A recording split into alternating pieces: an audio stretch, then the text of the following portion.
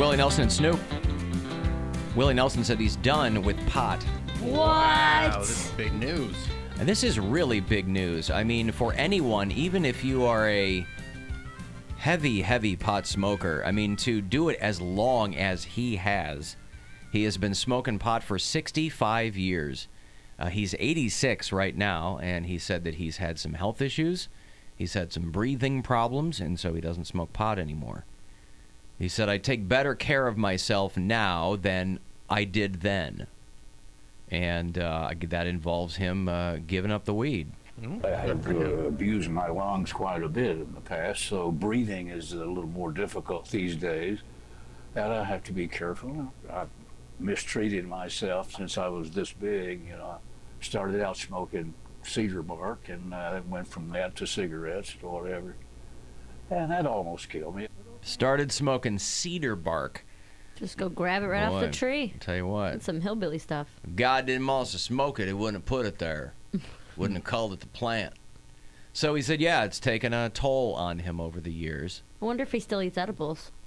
Yeah, that's what I was wondering. I don't know about that. Like if it's just a lung thing, you know? Like he still gets high, but... He said when he started having to cancel shows, that's what really drove it home for him. He has, of course, his own line of marijuana products. That's what I love about going to Austin is there's just Willie Nelson stuff everywhere. Mm-hmm. You know what I mean? Because he's got like a big compound out there, I think. All willy-nilly out there? It's all willy-nilly. Yeah. He's not going to stop touring anytime soon, though. He's got dates lined up for 2020. If you've never seen Willie Nelson live, I don't care what kind of music you like. I did not grow up listening to country music. My grandmother liked it, but more in like a lot of that classic stuff, you know? I remember watching Hee Haw at my grandma's house, if you're familiar with that show at all. And it was like a country comedy show. So it was real, you know, pun heavy and just kind of good old boy type stuff. But those are some of my fondest memories of being a little kid at my grandmother's house was she'd have Hee Haw on or the Grand Ole Opry, that kind of stuff, you know. And Willie Nelson was always in that mix. Buck Owens and Roy Clark and all those kinds of guys. So I didn't really grow up listening to that music, but I've always loved Willie Nelson because he's always had an open mind. I just played a clip there. It's him singing with Snoop Dogg. Yeah. I wonder what they had in common. The hair. Yeah. It's probably... They both use hair ties. It's probably the hair. That's right. So Willie Nelson has stopped smoking weed. Doesn't say if he's going to go with the edibles. I wonder what that's like. I mean, because it's not, everyone says it's not an addictive substance in the same way that like alcohol or other drugs are. But I'm wondering if it's an adjustment period. Well, you can going from being high all day, every day for 60 years. You can get physically addicted to it still because if you take it so much. That's what I'm saying. Like you still have to like wean yourself off of it. Like I think Pete Davidson went through a phase where he was getting sober and he was smoking so much weed that they had to like little by little get him off of it because he was just taking so much. Yeah. It's ridiculous. I just wouldn't want to be that out of it all. I mean, I know, right? I get you would develop that, obviously, that tolerance, but I mean, you know, when you're ramping yourself up to that, you'd be kind of out of your head pretty frequently. I don't know. I mean, I started smoking weed when I was 15 because I didn't want to drink. But I wasn't a wake and baker ever in my life. It was I enjoyed that more than drinking, you know. I've never been that. I mean, the people I knew who were like, as soon as they got up, they blazed up. I was like, man, I don't want that. Right. Not messes up, but it affects your whole day, man. I've done that on the road and stuff or if I'm on vacation, I'll wake up and be like, sure, I don't have anything to do today. Yeah. But then it's just like, I'm like tired after that and it's 2 p.m. and I'm exhausted from being high in the morning. Like, and then that's when people will smoke again. And on Saturday, I was high 3 separate times. Because I'm like, it's my birthday. I'm going to celebrate. I'm going to do whatever I want.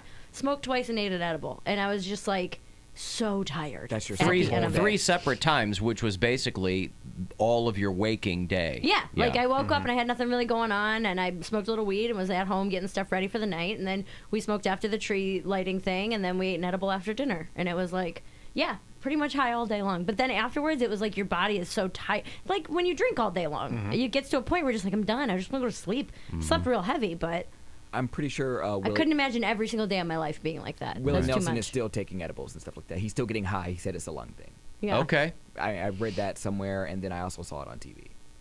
Well, good. There you go. Yeah, he just wants the edibles. He doesn't want to do the smoking anymore, which I think that's the new wave. Like, I think a lot of people aren't going to bother with the plant anymore. I know every pot smoker's like, oh, well, it's a different type of high, which It it is. Which Yeah. it is. It is a different type of high, but, you know, is it worth it? Well, and it's a It's timing thing. It's also it's a type of high where unless you're super specific about how you want to be out of your head, it'll do just fine. Yeah, that's It'll what I'm saying. suffice. Well, for you're me- still surfing on a cloud, man. It's super easy. I mean, the little dab pins that they have or the little weed pins, like you could carry them anywhere. They're not messy. Like a lot of people don't want to bother with the plant. Like when my friend comes over to my house and she's like, "Oh, let's blaze up." I'm like, "I have my pin ready. Like come over whenever you want." She's like, "Oh no. I have like some." Bud or flower. She's like, "I have the flower." I was like, "What are you, a barbarian? Take that stuff outside. I don't want my entire house smelling like weed." Well, that's the other. There's a lot of different factors. People don't want to smell like weed, so they'll eat edibles or For they'll sure. do the vape pen or whatever. But it's also an immediacy thing. Like when you smoke weed, you are high immediately. Within a few minutes, Yeah. you get high. When you eat an edible, it takes anywhere between 45 minutes and an hour and a half, like depending on how much food's in your stomach and yada yada yada. So I'm okay ramping up. yeah, Yeah, I don't mind ramping up. Speaking of which, you got any weed for tonight? yeah. You want to do that and watch Mean Girls? Yeah, why right? not? That's a fun time to do it. That's like a perfect Right? time. I don't want to do activities. Like, and That's not an activity. I'm enjoying a show. I still have to like walk out of the building and then goons chasing me. Like Oh I my gotta get to my God. car. I You're might with slip two on ice. big gay Goons. goons to keep you safe. Yeah. You and your goons. I'm thruple He's in it really tonight. worried about the goons. And those are advanced gays that are big and tough too. They're not big and tough. Advanced You're going gays. with Ronnie and Josh. Josh, yeah. Yeah, they work out at least. Yeah, they work out, but that don't mean they're gonna use it on me. They're together. They'll run off and make sure they're safe. Oh, I'm the one that's gonna get trampled. I'm Ronnie's the black ready to one. throw hands at anybody. Ronnie's a big dude. Yeah, he does lift weights. Please do. Munch butts and celebrate Halloween. All right, I have He's a got chance that hooded justice energy. for you to win $1 million. That's what we're doing this holiday season. Somebody will get this money. Here is your chance to be in the running. Good luck. Your shot at $1 million now. Text the nationwide keyword holiday to the number 200-200. That's holiday to the number 200-200. You'll get a confirmation text and info, and standard data and message rates apply in this nationwide contest. That's holiday to the number 200-200. Good luck from 100.7 WMMS. By the way, I wanted to thank Tia, who is number 314 on the Alan Cox Show blacklist. Contributes to the show quite frequently. She doesn't call very often, but I've met her. I think we've all met her at appearances, and she texts a lot. And she sent us a very nice kind of snack holiday basket back there. Oh yeah, with I was eyeballing that when Yeah. I got here. all yeah, we should kinds break of. some of that out. Is there like summer sausage in there? I haven't opened it up. I figured I'd let you guys tear it up. I but- saw some Godiva caramel chocolate, which is like a. Man, I've been on a kick with that recently. Like the chocolate squares that have the melty caramel in them. Oh my God, There's I can't a little, stop eating those. yeah. There's a little bit of something for everybody in there, and she wrote a nice letter to me about the show, and we're celebrating the 10th anniversary of the show here, so I've been getting a lot of nice notes from people, and she sent us this this basket of gifts. Well, thank you, Tia. And where is her letter? I wanted to. Oh, there it is. Congratulations. I came to the show late. 2012. You really made a difference, blah, blah, blah. Bill, Mary, and Poundcake are awesome. I also want to thank you for pulling me through a very difficult time. I lost my brother to brain cancer in August. Your stories made me cry with laughter instead of tears of grief. Whether it was your daughter's recordings or Bill's adventures with Grandma or Mary's inspirational journey of sobriety. But nothing will ever compare to the horrific and gut-busting murder-suicide with you and Poundcake in the airplane. I was so mad I missed that. That was one I of was the funniest out for moments one of those. of all time on the show. Thank you all very much. Have a great holiday and a safe New Year. So thank you very much, Tia. There was a segment that we did a while ago, and we kind of stumbled into it, how insufferable Poundcake would be if he won the lottery. He'd have a private plane, and I was the pilot on that plane. I remember this. And I was so mad I was out of rather town for than this. dealing with him, I flew us into a mountain, killing us both, rather than deal with him a second longer. Ladies and gentlemen, turn your attention to seat 29F. We've got one person on the plane today. It's his private plane. He's a lottery-winning douchebag who nobody wants to talk to. Just shut up and fly the plane. I'd like to say goodbye to my wife and my children. I'm gonna send this thing.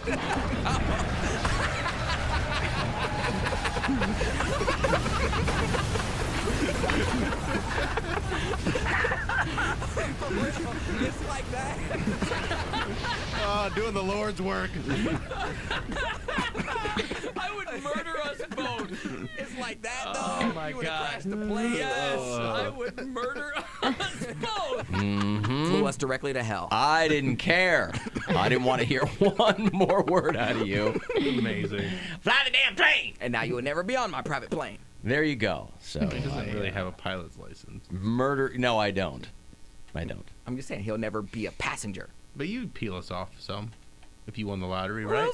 Little some, not private plane worthy, but little some. Private plane worthy. Hey, Dan. Hey, guys. What's going on, Dan?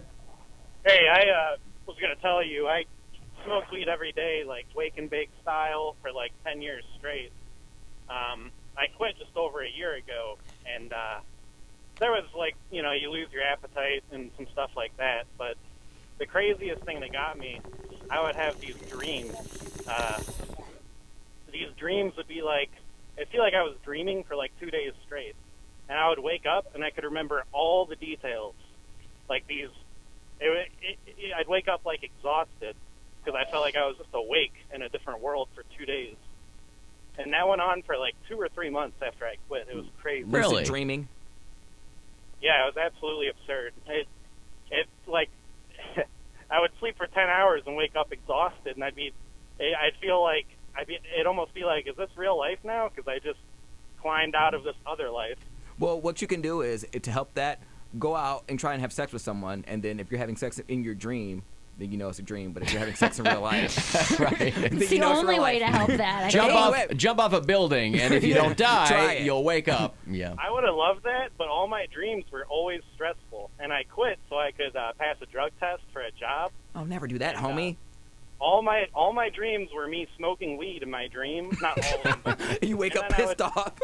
No, it's like when I go on real strict diets, I have dreams about food, and I feel like I'm like messing up my diet. Like I'll have dreams that I'm eating like candy or pizza, and I'm like, Wow. oh no! He's Inception himself. I've dreamt about being drunk, where I've woken up like, because like in my dream Yeah. I'm blacked out and screaming at people and fighting, and you wake Wow. up like, oh my god, like That's thank you that terrifying. I'm not drunk. Yeah, I've had that happen. You like taste the alcohol in your dream? Yeah, or like I'll take a shot in my dream and I can feel it like going down my throat, and I'll like wake up in a panic. Yeah. 438. All right, thank you, Dan. No problem. Have a good one. All right, there you go. There's Dan. I'm always the one to jump off of stuff in my dreams for some reason, because you know that feeling like when you fall in a dream, it feels like you fall in real life and then you wake up. Yeah. Like I'm the one. For some reason, I had this dream. I was at the IX Center, and for some reason, the IX Center had a balcony, and it had a big ass chandelier, kind of like Playhouse Square. I was like, how pretty would it be if I just swung from the chandelier and I just jumped off the balcony, tried to reach the chandelier, and I fell, and then I woke up. Indoor chandelier. Yeah, and then kasplat on the ground. I've been taking the last 3 nights. I took NyQuil just to sleep, and haven't been feeling great. And I was telling Bill before the show that NyQuil makes me have the wildest dreams where Really? nothing. But it's only NyQuil. Any other cold medicine doesn't really do it. It's not the Z-Quil that's supposed to No. make. It's the NyQuil. It's yeah. NyQuil, yeah, and it's for as long as I can remember. It's been NyQuil dreams that make me crazy. Last night, mine was that I was trying to get my car to a guy that I was selling it to, but like I had my cousin in the car with me, and we were stopped at a red light, and I had accidentally thrown my wallet out the window, so I had to stop at the red light, go get my wallet, and then my cousin took off in my car. and like stole my car, but I was trying to sell it. So the buyer is like calling me like, hey, where's the car I'm supposed to buy? I'm like, my cousin stole it. And then we're like trying to find it. My dad and I ended up running into my cousin at a McDonald's. He had stopped at a McDonald's to get a burger, and that's where we found my car. He was just eating inside, and he was like, I didn't mean to steal it. The light turned green, and I felt like we had to go. And That's just a detailed dream. But that's like a NyQuil crazy dream where I wake up and I'm like, what is going on? Like, why is this? I had a dream a couple of weeks ago that I knew it was only a few years into the future, but cars no longer had windows. They had video screens so that you would see what was out. So it acted as a window, but it wasn't a physical That's dope. window, right? Mm-hmm. I was having dinner with a friend. She had a show or something. She's a performer. She had a show. We had dinner. I take off in my car, and as I'm driving, the video screen goes out. So I can't see what's outside of whatever. I feel myself in the car, because now I'm driving blind. In the dream, I feel myself in the car, hit an embankment, and go down a hill, and I'm rolling. And I'm thinking, I'm not hurt yet, as the car's rolling. And then I hear the car go into water. And then I see water, and then the screen comes back, and I'm upside down. And I remember in the dream going, oh, this is how I die. Oh my God, it's so terrible. This is how I die. And I like didn't freak out, but I was like, well, this sucks. Yeah. You know, I don't think I'm going to get out of this. And then I like woke up. It was so strange because you can like feel all of it. Yeah. You know? I was Because you know people go, well, you never die in your dreams, and I go, And but if is you that, do, you're really dead. well, but is that right? true though? 'Cause Yeah. I swear to God, I've had a dream where I have died or started to feel myself go. You know, I don't know if that's true or not. You don't well, know there's what's a bunch going of on. those weird little things about dreams where like you never die, or that every face in a dream is someone you've encountered at some before, point. yeah. Like Yeah, your, 'cause your you- brain, real. Because your your- brain can't make faces or something Your like that. brain won't Yeah. conjure a stranger. Yeah. Mine, I'm never dying. I'm always like struggling to solve a problem, whatever it might be. There's something Like that a I Rubik's Cube? stressed. No. It's like a Like stress. Risk? No, Yeah. it's Like like Hi-Ho Cherry-O? I need to find my car that my cousin stole, and I can't figure out how to find it, or like Yeah. for whatever reason I just can't. We were talking about this, and Bill's like, you can't shut a window that needs to be shut. Like Yeah, you're I have a lot struggling of- with this window. I have a lot of dream like paralysis, like where Yeah. like I You need to do can't something scream. simple. Yes, I'm You in a can't, you're danger yelling. situation, but I can't do anything to defend myself, and that's terrifying. Yeah. But I have a dream right now that everybody will go to AlanCoxShow.com and check out Mary's wardrobe malfunction. And you definitely, if you're a guy, do not want the dream where you have a gun and you pull the trigger and the bullet just rolls out of the barrel. Because that That's means some something symbolism. else. Yep. You don't want that. All right, I got a break. I will have those Cedar Point passes for you. They're selling the Gold Pass for $99, by the way, through January 5th. But I'll get you a couple of tickets, get you into the park once the 2020 season starts up. 351